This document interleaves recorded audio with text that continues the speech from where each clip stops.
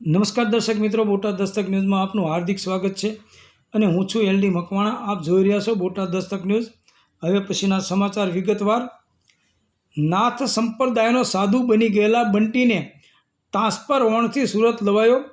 એક સમયે છોટા રાજનની ગેંગમાં હતો. સુરતના હીરા વેપારી અને વાપીના ઉદ્યોગપતિના પુત્રની હત્યાનો છે આરોપી. છેલ્લા 5 વર્ષથી નાથ સંપ્રદાયના સાધુ તરીકે જીવન જીવી રહેલા અંડરવર્લ્ડના કુખ્યાત ગેંગસ્ટર બંટી પાંડેની CIDએ ધરપકડ કરી છે. ભગવા વસ્ત્રો પહેરીને ગુનાખોરીમાંથી છુટકારો મેળવવાનો પ્રયાસ કરનાર આ ગેંગસ્ટર વાપીના ઉદ્યોગપતિના પુત્રના અપહરણ અને હત્યાના ચકચારી કેસમાં સંડોવાયેલો છે. એક સમયે તે છોટા રાજન માટે કામ કરતો હતો. હાલ CID તેને તિહાડ જેલમાંથી ટ્રાન્સફર વોરંટ દ્વારા સુરત લાવી છે.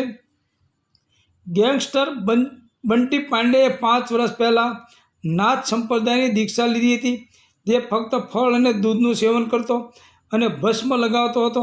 તેણે 5 વર્ષથી અનાજ પણ લીધું નથી. આમ તે ભગવા કપડામાં એક સંત તરીકે ઓળખાતો હતો. નાથ સંપ્રદાયના મોટા ભાગના સંતોએ પણ તેને એક મહંત માની લીધા હતા. પરંતુ આ સમગ્ર છબી પાછળ એક ભયાનક ગુનેગાર છુપાયેલો હતો, જે હત્યા, ખંડણી અને અપહરણ જેવા ગંભીર ગુનાઓમાં સંડોવાયેલો હતો.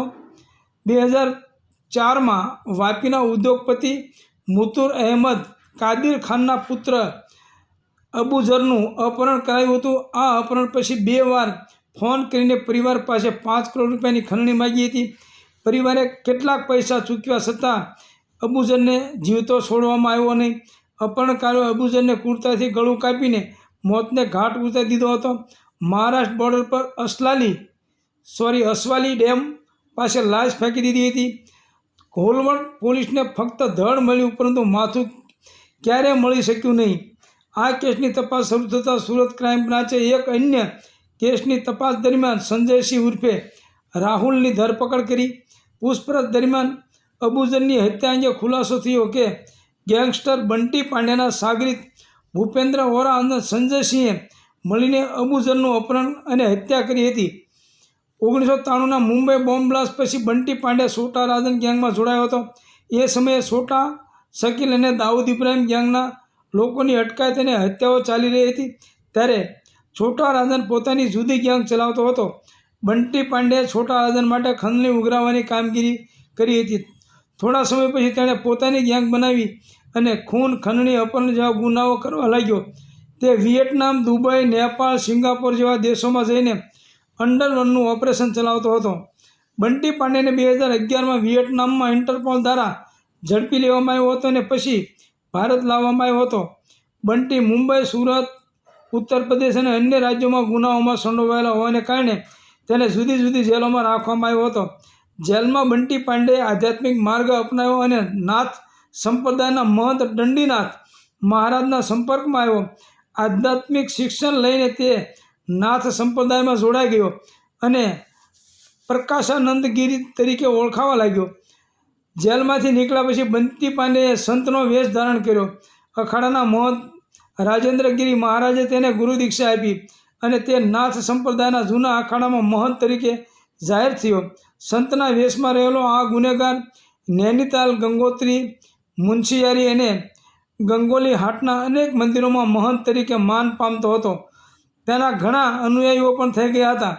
2004માં અબુઝરના ભાઈ ઓએજને ખંડણી માટે કરાયેલા 3 ફોન કોલ રેકોર્ડ થઈ ગયા હતા. પોલીસે ઓડિયો અને એનાલિસિસ અને સ્પેક્ટ્રોગ્રાફી ટેસ્ટ કરીને બંટીને ગુનેગાર તરીકે સાબિત કર્યો. CID ક્રાઇમે જૂના વોરંટના આધારે તિહાડ જેલમાં જઈને બંટી પાંડેની કસ્ટડી લીધી અને 4 દિવસના રિમાન્ડ પર લીધો.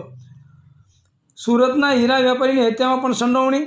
2004માં સુરતના મૈદરપુરા વિસ્તારમાં હીરાના વેપારી રાજેશ ભટ્ટનું અપહરણ અને હત્યા પણ બંટીની ગેંગ દ્વારા કરાઈ હતી. રાજેશ ભટ્ટનું અપહરણ કર્યા પછી અમેરિકામાં રહેલી પત્ની અને મુંબઈમાં રહેલા ભાઈને ધમકી ભર્યા ફોન કરીને 2 કરોડ રૂપિયાની ખંડણી માગી હતી. પૈસા ન મળતા ચકલાસી ગામે તેની હત્યા કરવામાં આવી અને લાશ કેનાલમાં ફેંકી દેવામાં આવી હતી. હવે CID ક્રાઇમ અને સુરત ક્રાઇમ બ્રાન્ચ બંટી પાંડેના આ કેસમાં પૂછપરછ માટે રિમાન્ડ પર લેશે. દર્શક મિત્રો, આ આપ જોઈ શકો છો કે આ ભગવા કપડાની પાછળ કેટલી મેલી રમત છે. હું એવું નથી કહેતો કે બધા ભગવા કપડાવાળા એવા હોય છે, પણ લગભગ 25% તો એમાં આવા ગુનેગારો હશે જ તે. કારણ કે ગુનો કરવો અને ગુનો કરી અને ભગવા કપડાં પહેરી લેવા, ભગવા કપડાં પહેરી લીધા પછી એને કોઈ આંગળી ચીંધતું નથી. મોટા મહંત તરીકે પૂજાવા લાગે છે, બધા પગમાં પડવા લાગે છે, બધા પગે લાગવા માંડે છે. વડાપ્રધાન, મુખ્યમંત્રી, ધારાસભ્યો, મંત્રીઓ પણ પગે લાગવા માંડે છે. એટલે ખરેખર આ ભગવા કપડાથી ચેતવાની જરૂર છે. અને હવે આ ભગવા કપડાં આ દેશને ક્યાં લઈ જશે એ કંઈ કહેવાય નહીં. Botad Dastak news, LD Makwana, Botad.